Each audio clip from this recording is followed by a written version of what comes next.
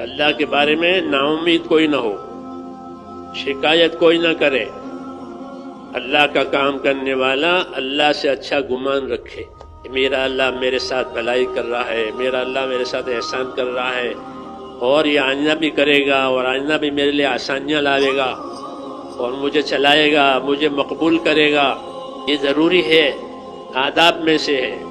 حضور صلی اللہ علیہ وسلم فرماتے تھے، جابر بن عبداللہ فرماتے تھے کہ مجھ سے رسول صلی اللہ علیہ وسلم نے اپنی وفات سے 3 دن پہلے یہ فرمایا کہ اے عبداللہ، اے جابر بن عبداللہ، اے جابر خبردار، تمہاری موت اس حال میں آوے کہ تمہارا گمان اپنے پروردگار کے ساتھ اچھے سے اچھا ہو، کہ میرا اللہ میرے ساتھ خیر کا معاملہ کرے گا، میرا اللہ میری مدد کرے گا، میرا اللہ مجھے کامیاب کرے گا۔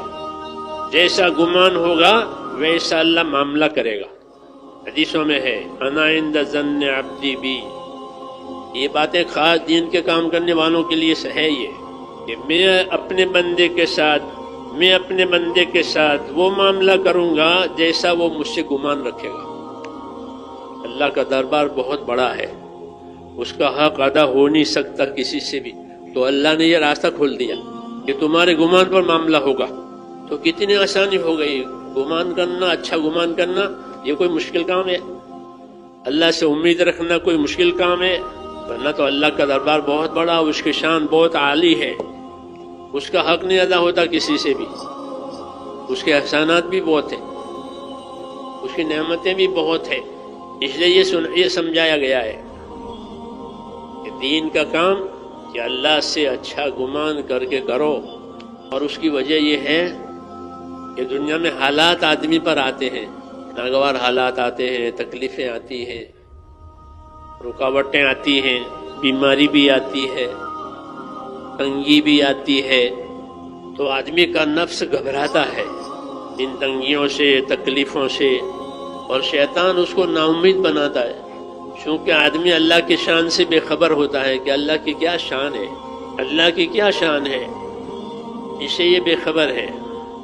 تو دعوت کی برکت ہے انبیاء کرام کی کہ انبیاء کرام اپنی دعوت میں اللہ کی شان کھولتے ہیں، کہ جس پروردگار کی طرف جا رہے ہو، جس پروردگار طرف لوگوں کو لا رہے ہو، جس پروردگار کی عبادت کرتے ہو، اس کی کیا شان ہے، اس کی شان کو جانو تاکہ معاملہ آسان ہو جاوے۔ انبیاء کرام اپنی دعوت میں اللہ کی شان کو زبردست کھولتے ہیں اور لوگوں کو امیدیں بندھواتے ہیں، گھبراؤ مت، کرو کام، تمہارا پروردگار تو ایسا ہے اور ایسا ہے، استغفروا ربکم ثم توبوا الیہ ان ربی قریب مجیب۔ پیغمبر کہہ رہے ہیں کہ تم توبہ تو کر لو، معافی تو مانگ لو، توبہ کر کے معافی مانگ کر کے اللہ کی طرف آؤ گے تو اللہ کو کیسا پاؤ گے کہ اللہ تم سے بہت قریب ہے اور اللہ تمہاری بہت قبول کرنے والا ہے، بہت سننے والا ہے۔ یہ کہہ رہے ہیں اتنا کوئی عملدار، کوئی حاکم اتنی نہیں سنتا جتنے اللہ سنتے ہیں، کوئی داتا، کوئی سخی اتنا نہیں دے گا جتنا اللہ دے گا۔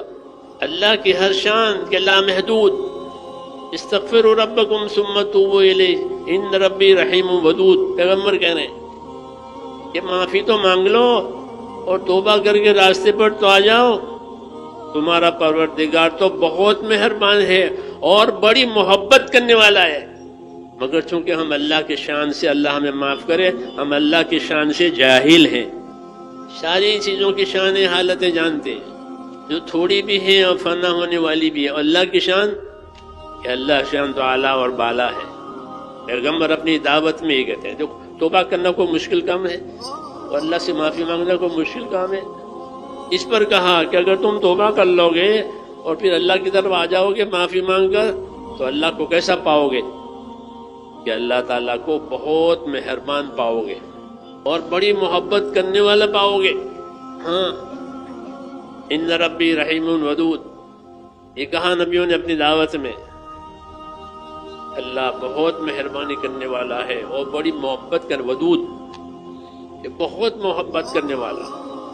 کہ کس سے محبت کرے گا؟ کہ جو توبہ کرے گا اس سے محبت کرے گا۔ لو، یعنی جو اپنے گناہوں کی معافی مانگے اور راستے پر آ جاوے تو اللہ تعالیٰ اس سے محبت کرے، کیونکہ دعوت کا مطلب یہ ہے کہ اللہ تعالیٰ کو ایسا پیش کرو اس کی شان کو کہ بندوں کے دلوں میں اللہ کی محبت آ جاوے، اور بندے اپنے آپ کو اللہ کے سامنے ایسے پیش کریں کہ اللہ تعالیٰ ان سے محبت کرے۔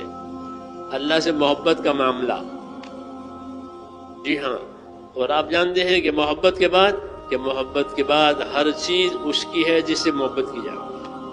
آدمی اپنے اولاد سے محبت کرتا ہے تو اپنی ساری چیزیں اپنے اولاد کے لیے، ساری زمین ہو، جائیداد ہو، مال ہو، سب کس کے؟ میری اولاد کے لیے۔ کیوں کہ اولاد سے محبت ہے۔ ہاں، محبت میں کسی چیز کی روک نہیں ہوتی،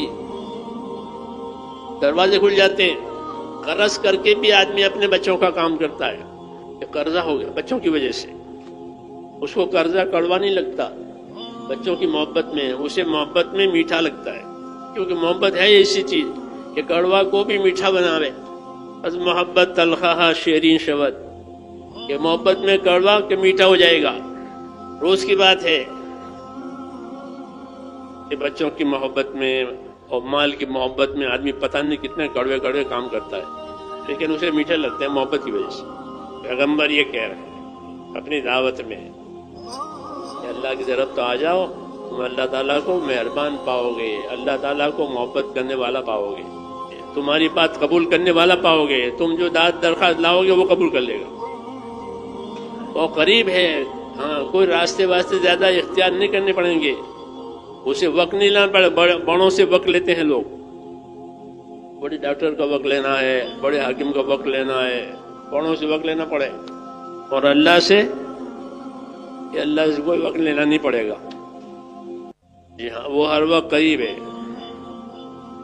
جب چاہو اپنی داد درخواست پیش کرو، اور وہ آپ کی داد درخواست کو خوش ہو کر قبول کرے گا۔ کیسے قبول کرے گا؟ خوش ہو کر کہ میرے سامنے درخواست آئی ہے میرے بندے کی، خوش ہو کر قبول کرے۔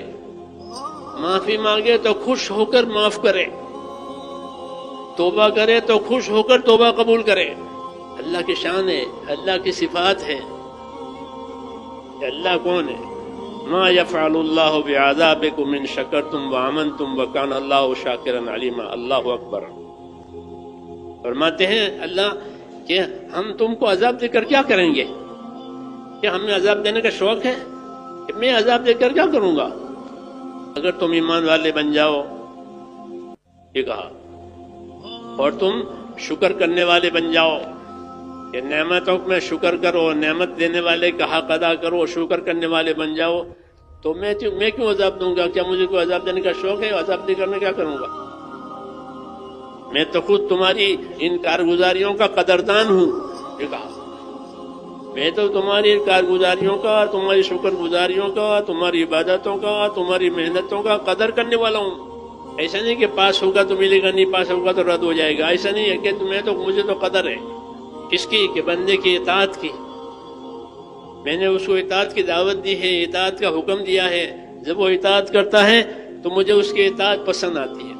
بندہ کہتا ہے اے رب، تو اوپر سے اللہ کہتا ہے لبیک، اے بندے میں حاضر ہوں، بتا کیا بات ہے۔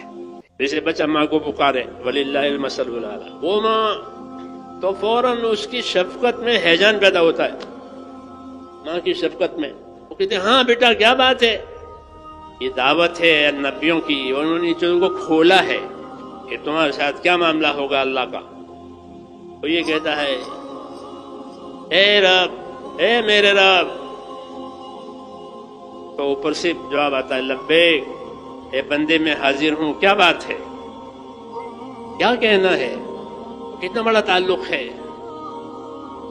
اللہ کا اپنے بندوں سے، مگر چونکہ ہم جاہل ہیں، اللہ نے اپنے نبیوں کی دعوت میں یہ بڑی بات کھولی ہے کہ تم سے اللہ کا کیا رشتہ ہے، تم سے اللہ کا کیا تعلق ہے، تمہیں وہ کیا دینا چاہتے ہیں اور اس کی کیا شان ہے۔